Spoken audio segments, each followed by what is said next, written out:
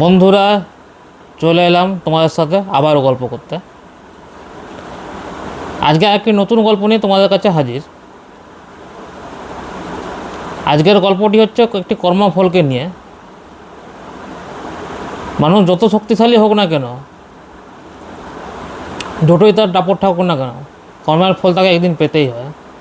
সে শক্তিশালী ব্যক্তি হোক আর সাধারণ ব্যক্তি হোক, কর্মের ফল তাকে পেতেই হয় একদিন। তো আজকে আমি বলছি অশেষ নামে একটি ছেলের গল্প। অশেষ থাকতো মেদিনীপুর জেলার একটি ছোট টাউনে। ওর স্ত্রী ছিল, দুই ছেলে ছিল, মা বাবা ছিল, মানে মোটামুটি মিডিয়াম ফ্যামিলি ছিল আর কি। ওরা সব একসাথেই থাকতো। অশেষের একটি দোকান ছিল, ছোটো স্টেশনারি দোকান, মিডিয়াম দোকান ছিল। ও একাই থাকতো, কোনো কর্মচারী রাখতো না। ও একাই সব ওই দোকানে কাজ, মানে দোকানের মালিক ছিল। আর সব কাজও নিজেই করতো, কোনো কর্মচারী যে ছিল না তার। আর অশেষ একটু দয়ালু টাইপের ছিল। সে কাউকে কোনো কিছু না বলতো না। ওই জন্য অনেক জিনিস ও ধারেও দিয়ে দিয়েছে আর কি, আর দিয়ে পরে টাকা শোধ করেনি। ওই জন্য অশেষে অনেক, মানে কিছু ছোটো ছোটো লসও হয়েছে, কিন্তু অশেষ ওইটাতে মাথা ঘামায়নি সেরকম। খুব ভালো ছিল। তো হঠাৎ একদিন দীপক নামে একটি ছেলে আসে, যে দাদা আপনার এখানে কোনো কাজ হবে? তো অশেষ তো এমনিতেই একটু দয়ালু টাইপের। ও প্রথমে একটু বললো যে না, আমার দরকার নেই, আমার এখানে কাজের দরকার নেই, তুমি অন্য জায়গা দেখো। কিন্তু দীপক বলে যে ছেলেটি, ও অনেক কাকুতি মিনতি করে বলে যে দাদা আমার খুব কাজের দরকার, নাহলে আমার অবস্থা খুব খারাপ হয়ে যাবে।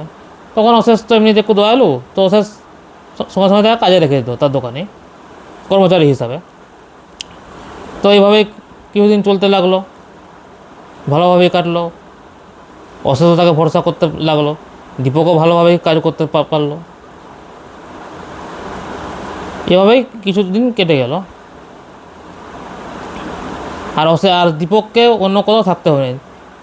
মানে দীপক যেভাবে কাজ করছিল অশেষের ভালোভাবে, মানে নিজের, মানে মালিকের মন যেভাবে করেছিল আর কি দীপক, সেভাবে তখন অশেষই বললো যে তুমি আমার ঘরেই থাকবে একটা রুমে। তো দীপক তো বেজায় খুশি তাতে। দীপকের মা বাবাকেও নিজের মা বাবার মতো দেখতো।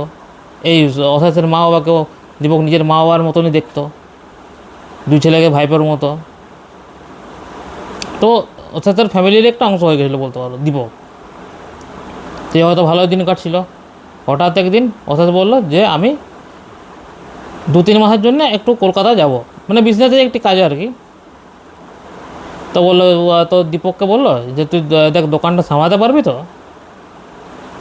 তো দীপক বললো হ্যাঁ দা, অশেষ দা খুব ভালোভাবে সামলাতে পারবো, তুমি তো আমাকে ভরসা করেছো। আর সত্যিই দীপক ভরসার যোগ্য, কাজও করেছে অনেক। তাই অশেষ ওকে নিঃসন্দেহে দোকানের চাবিটি দিয়ে যায়। অশেষও কিছুদিন মানে ভালোভাবে কাজ করলো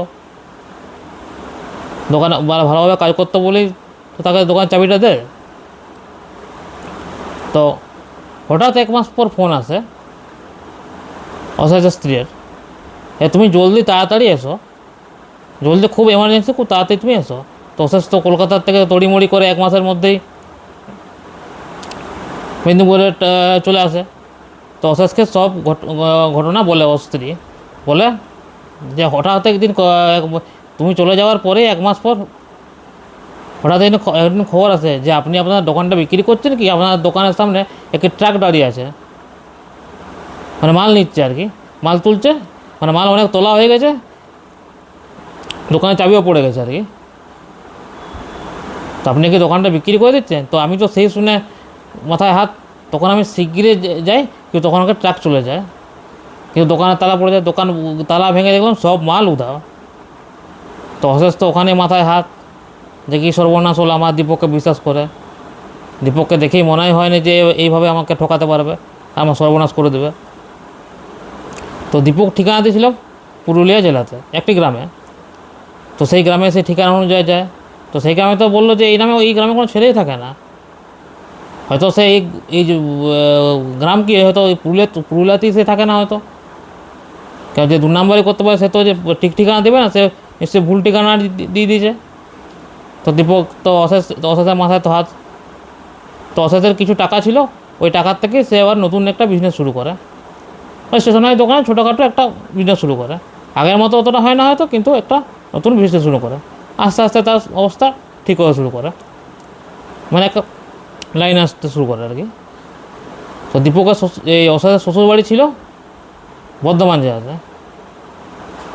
তো অসাদ শ্বশুরবাড়ি বেড়াতে যায়, হঠাৎ যেতে যেতে দেখতে পায় দীপক মাল বইছে, মানে সে বস্তা বইছে আর কি, সে কুলি যেরকম আর কি, মানে কর্মচারী হিসাবে বস্তা বইছে। তো হঠাৎ গিয়ে অসাদ বললো, কিরে দীপক কেমন আছিস? তখন হাওয়া হাওয়া করে দীপক অসাদের কাছে কেঁদে পড়লো যে আমার খুব ভুল হয়ে গেছে, আমাকে ক্ষমা করে দিন, আপনার জিনিস চুরি করে আমি খুব বড় পাপ করেছি, এই জন্য আমাকে ক্ষমা করে দিন। দিয়ে অসাদ জিজ্ঞেস করলো, কেন আবার কি, তোর সাথে আবার কী হলো? দিয়ে বললো যে আমি তো আপনার সব মালপত্র নিয়ে নিজস্ব বিজনেস শুরু করতে যাই, কিন্তু প্রচুর লস খেয়ে যাই আমি, এটাই হয়তো আমার পাপের ফল। তো এই গল্প থেকে জানা গেল, তো তুমি পাপ করে কোনোদিনই ছাড় পাবে না, আজ না হোক কাল তুমি ঠিক শাস্তি পাবে। তো বন্ধুরা, আজকের গল্পটি কেমন লাগলো কমেন্ট করে কিন্তু অবশ্যই জানাবে।